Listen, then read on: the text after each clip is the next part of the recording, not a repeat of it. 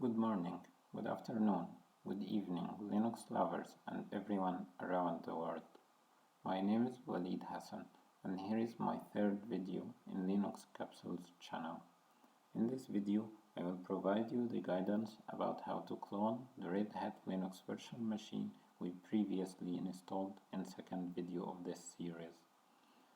This is for whom who will not be able to request the labs that I'm preparing in the cloud and wants to create their own virtual machines on their laptops or computers. After we install the Red Hat Linux virtual machine using VMware Workstation, as you can see in the screen, we are ready to start the cloning process. The cloning procedure is a wizard that guides you through the process of making a clone. You do not need to locate and manually copy the parent virtual machine. The Clone Virtual Machine wizard automatically creates a new MAC address and other unique identifiers for the clone. To do the cloning, we need to safely power off the virtual machine as a prerequisite for the cloning procedure by selecting VM menu, Power, Shutdown Guest. Confirm shutdown. This will initiate a safe shutdown procedure to the server. Wait few seconds till the virtual machine is powered off.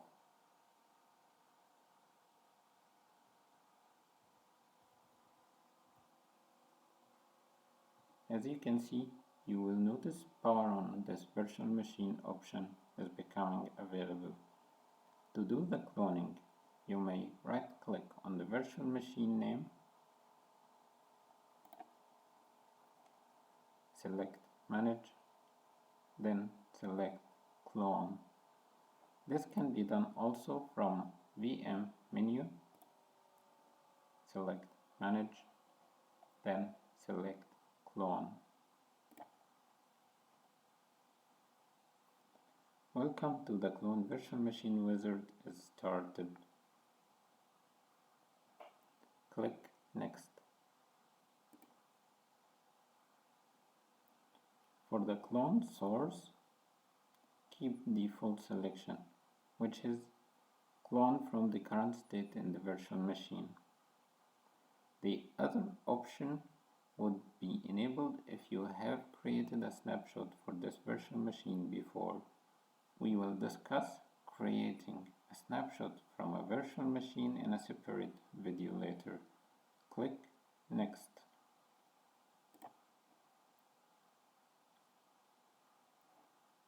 For clone type, choose Create a full clone. First option is not required at this stage, so we are selecting the second one, Create a full clone. Click Next.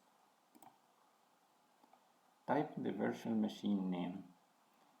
Old virtual machine name was Linux Capsule 1-1, so let's rename this new virtual machine as Linux Capsule 1-2.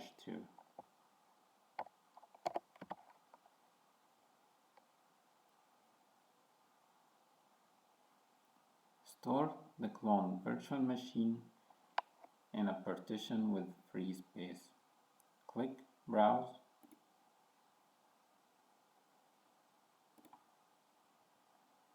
I'm selecting partition C. Then click Make New Folder. Name the new folder.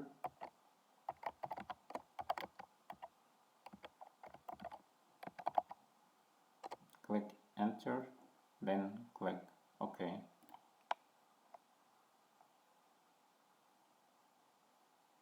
Once you are done, click Finish. This will start the cloning procedure of current virtual machine. Cloning process might take some time. Once finished, click Close.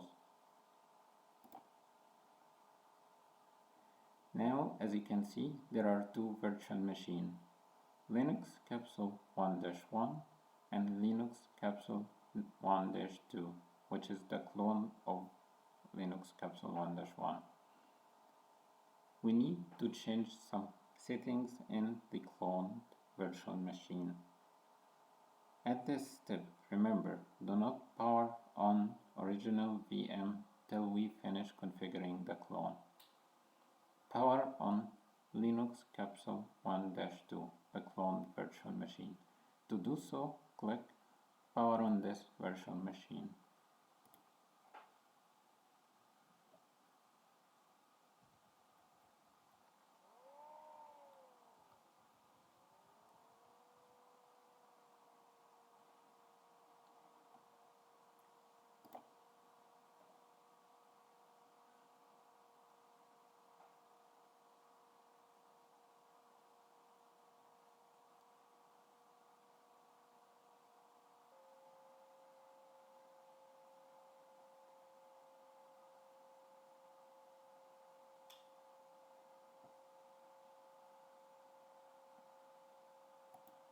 As you can see, the server has booted normally as if it was installed recently. To do the configuration, we need to log in as root. Click Not Listed. Under username, type root. Click Next. Type the root password that we choose before for Linux Capsule virtual machine 1-1. It was Capsule 1. Click Sign In.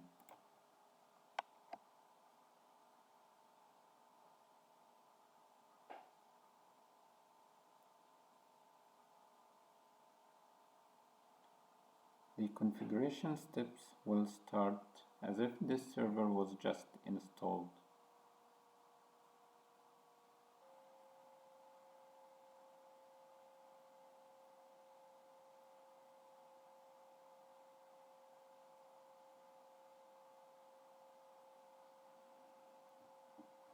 On Welcome, click English. For typing, click English US. Disable location services. Click Next. Skip Connect your online accounts. Click Start using Red Hat Enterprise Linux server.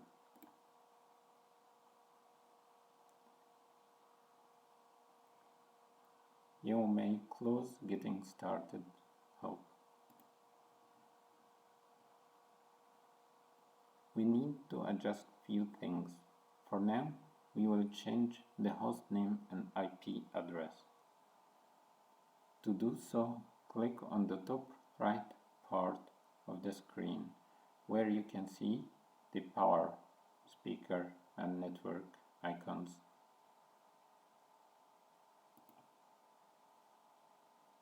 Click on Wired Connected. Click on Wired Settings.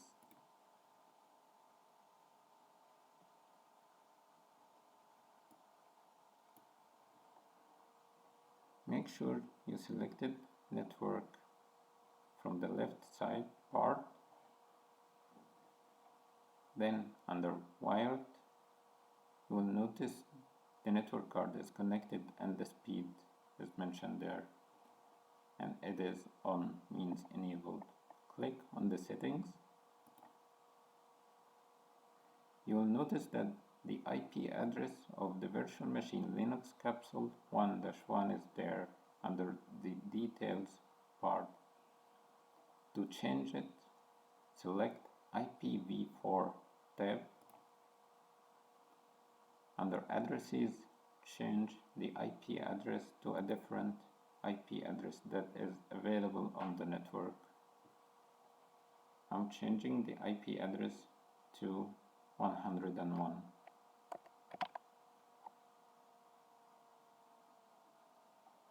Click Apply. To save your changes, You have to disable the network card and enable it again. Click on On. This will turn off the network card. Click back again on the bar. Now the network is enabled back again. To change the host name, scroll down on the left menu, select Details. Under device name, change it from Linux Capsule 1 to Linux Capsule 2. You may close this window.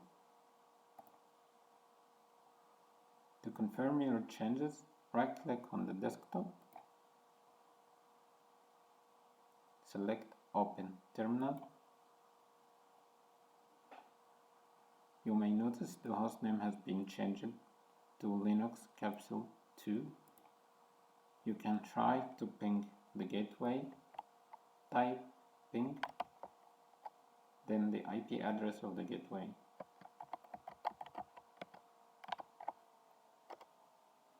It is replying. You can try to connect to this server from your local Windows machine using PuTTY. Double-click on PuTTY.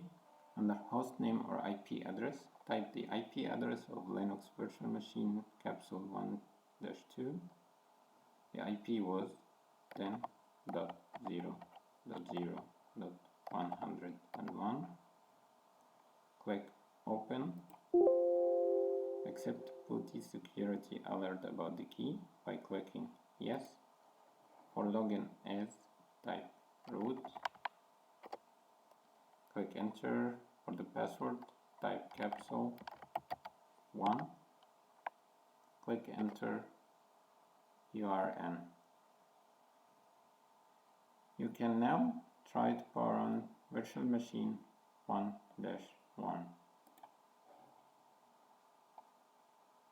Right-click on Linux Capsule 1-1.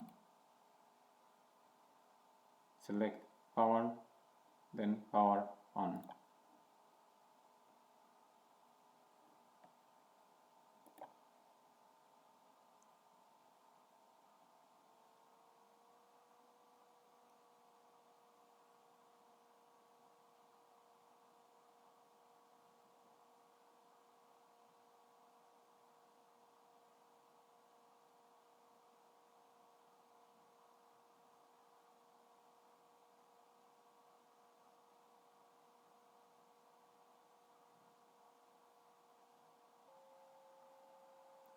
Now it's powered on. Try to open a new session to the old virtual machine. Under host name or IP address, type the IP address of Linux Capsule 1-1. It was 10.0.0.100 in my case. Then click Open. Login as, type root. For the password, type Capsule 1. Click Enter. Now you have both virtual machines opened and connected. You may try to ping each of them.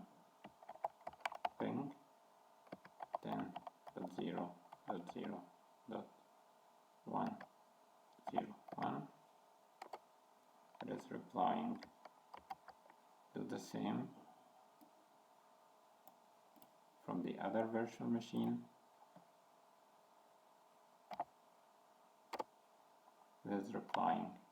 Now we have configured 2 virtual machines that will be required for the lab of the course. That's it for now.